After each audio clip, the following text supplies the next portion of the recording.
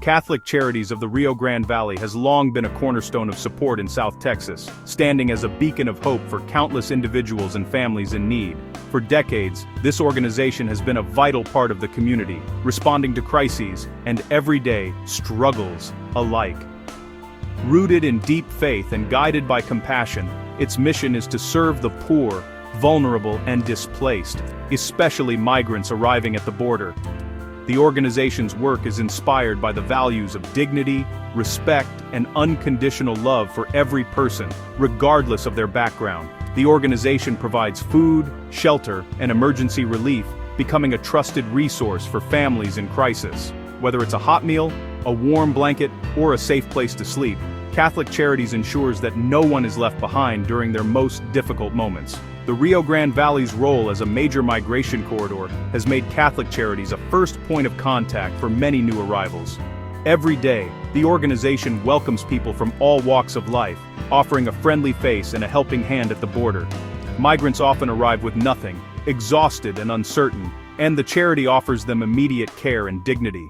Volunteers greet them with kindness, providing not just physical necessities, but also emotional support and reassurance in a time of fear and confusion. Shelters and respite centers provide a safe place to rest, nutritious meals, clean clothes, and help contacting family or arranging travel. These centers are more than just shelters. They are places of healing, where families can recover and regain their strength. Volunteers and staff guide families through the next steps of their journey, helping them navigate paperwork, plan travel, and understand their options. Their support is crucial in helping migrants move forward with hope and confidence. This work is about more than material aid. It's about restoring hope in a moment of upheaval. Catholic Charities strives to bring comfort, reassurance, and a sense of belonging to those who have lost so much. Catholic Charities' tireless efforts have placed it at the heart of the national immigration conversation, earning praise for its humanitarian focus and its unwavering commitment to those in need. The organization remains non-political, responding to urgent needs regardless of legal status, nationality, or origin. Its doors are open to all, reflecting a belief in the inherent worth of every human being. This unwavering commitment to compassion and service defines the identity of Catholic Charities, making it a lifeline for the community and a symbol of hope for all who seek help. Large-scale humanitarian work like this requires substantial funding. While private donations and church support help, they rarely cover the full need. That's where federal grants come in. Programs from agencies like DHS and FEMA provide critical financial backing. These grants enable organizations like Catholic Charities to scale up operations and respond to surges at the border. NGOs are often best positioned to deliver direct aid, and government funding makes their rapid response possible. The process is formal. Organizations must apply, prove their capacity, and commit to using funds as intended. Once awarded, the charity becomes a steward of taxpayer money, subject to strict oversight. This partnership is common in humanitarian aid, balancing government resources with local expertise. Federal grants ensure that even in times of crisis, organizations don't have to turn people away, but with this support comes a high level of accountability. Accepting federal funds means following strict legal requirements, with no room for shortcuts or improvisation. These rules are in place to ensure that taxpayer money is handled responsibly and ethically, and that every organization receiving funds is held to the highest standards. Every dollar must be tracked, with detailed records and receipts for all expenses. This means keeping organized files, documenting every transaction, and being prepared to show exactly how funds are spent at any time. Funds can only be used for their designated purpose, no exceptions. If a grant is awarded for a specific project, it cannot be used for unrelated expenses, even if those needs seem urgent. For example, money from Migrant aid can't be diverted to other programs, no matter how worthy. This ensures that the intended beneficiaries receive the support they need, and that the original goals of the funding are met. Misuse, even unintentional, is a serious violation. Organizations can face investigations, penalties, or even lose their funding if they fail to comply. Organizations must also comply with non-discrimination laws, health and safety standards, and regular reporting. These requirements help protect both the people served and the integrity of the organization. Transparency and accountability are non-negotiable. Government auditors expect a clear paper trail. Regular audits and reviews are part of the process, ensuring nothing is hidden or overlooked. Open communication with federal agencies is required if issues arise. Promptly reporting problems or mistakes can sometimes prevent more serious consequences down the line. This framework allows the government to trust outside partners with public funds. It's a relationship built on mutual responsibility and respect. Breaking these rules undermines that trust and can trigger severe consequences, including legal action or permanent loss of funding eligibility. The system is designed to prevent fraud, abuse, and ensure aid reaches those who need it most. Strict oversight protects both the public interest and the mission of the nonprofit. Compliance is not optional, it's the foundation of the partnership. Training staff and staying updated on regulations is essential for ongoing success. Any failure can put an organization's future at risk, making vigilance and integrity absolutely essential at every step. DHS and FEMA have accused Catholic Charities of serious violations. The government alleges misuse of federal funds, including improper use of government-issued debit cards. Some purchases reportedly had no clear connection to migrant care, and required documentation was missing. There are also claims of mismanaged property. Items bought with federal money weren't properly tracked.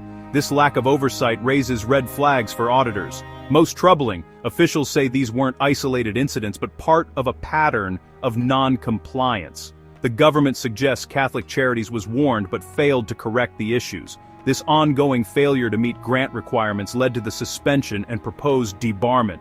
The allegations, if true, represent a breakdown in trust and accountability. That's why the government has taken such a strong stance.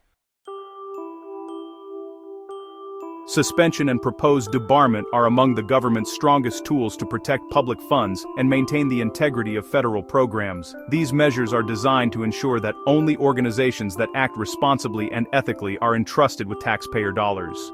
Suspension is immediate and temporary. Catholic Charities is barred from new federal grants right away.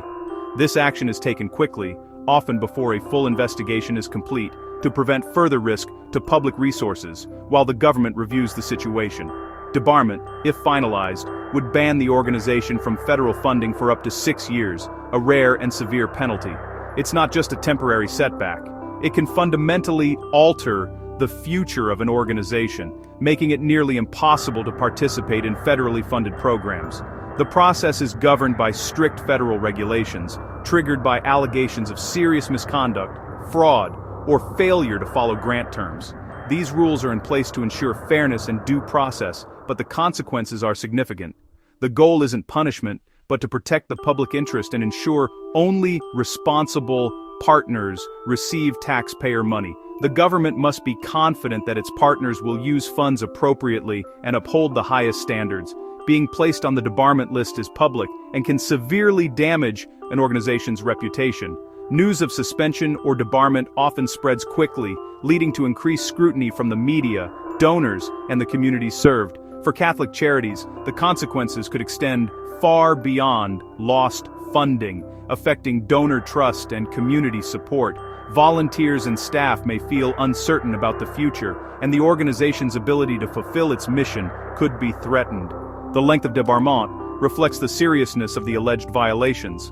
The more severe the misconduct, the longer the ban from federal funding, sending a clear message about accountability. This action signals that the government views the situation as exceptionally grave. It's a public declaration that the standards for stewardship of public funds have not been met. The organization's future, and its ability to serve, hangs in the balance. The impact is felt not just internally, but by the vulnerable communities that rely on its services. Debarment is a mark that's difficult to erase. Rebuilding trust with funders, partners, and the public can take years, even after the ban is lifted. The stakes for Catholic Charities and those it serves are enormous. Every decision in this process will have lasting effects on the organization and the people who depend on its support. The process now moves to the organization's response, as Catholic Charities prepares to defend its record and fight for its future. Catholic Charities has a chance to defend itself. The organization has 30 days to formally respond to the government's allegations. This written response must address each claim, provide evidence, and explain any corrective actions taken. The charity can also present mitigating factors, steps already taken to fix problems or prevent future issues. they may request a meeting with FEMA officials to make their case in person. Using this window wisely is critical. Failure to respond means losing the chance to contest the suspension. The outcome depends on the strength and credibility of their defense. This is their opportunity to protect their mission and future. The next move is theirs. The suspension of federal funding has immediate, real-world consequences. Migrants and asylum seekers, already vulnerable, are the first to feel the impact. Without federal grants, Catholic Charities may have to cut back or close shelters, reduce meals, and limit travel assistance. Other local organizations, often with fewer resources, will struggle to fill the gap. Local governments may be forced to step in, straining their own budgets. A long-term debarment would devastate the charities' migrant aid programs, forcing reliance on unpredictable private donations. The result, fewer people helped, more left stranded. The loss would reshape humanitarian aid in the Rio Grande Valley. The true cost is measured in lives left without support. The federal action against Catholic Charities reverberates through the community. For many, the charity is a trusted institution. Allegations of misconduct are shocking and divisive. Some demand accountability, while others defend the organization's long record of service. The controversy threatens to erode public trust and could impact all of the charity's programs, not just migrant aid. Local leaders face tough choices, balancing the need for oversight with the loss of a vital service provider. If Catholic Charities can't continue its work, the burden shifts to smaller groups and local government. The community must grapple with questions of trust, responsibility, and how best to care for the vulnerable. The outcome will shape the region's response to humanitarian needs for years to come. The stakes are high for everyone involved.